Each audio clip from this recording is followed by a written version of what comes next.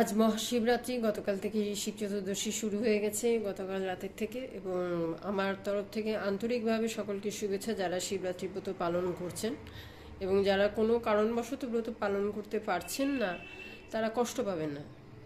মেডিটেশনের পজিশনে বসুন, আপনার আরাধ্য দেবতাকে আপনি যে রূপে দেখতে চান, মূর্তি বা লিঙ্গ হিসাবে দেখুন, এবং যেভাবে আপনি পুজো করেন বাড়িতে বা মন্দিরে গিয়ে যেভাবে পুজো করেন ঠিক সেভাবে কল্পনা করুন যে আপনি পুজোটা করছেন।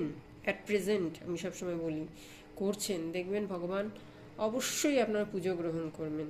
ভগবানকে আমরা এমনি ভোলেনাথ বলি, উনি খুব সহজ সরল, উনি অল্পতেই সন্তুষ্ট। কাজে আপনি যেভাবেই পুজো দেবেন উনি গ্রহণ করবেন। আপনি পুজো দিচ্ছেন হাতে পায়ে, তাই উনি গ্রহণ করছেন। যে মানুষগুলোর হাত পা নেই তারা কি পুজো করে না? তারা কি প্রার্থনা করে না?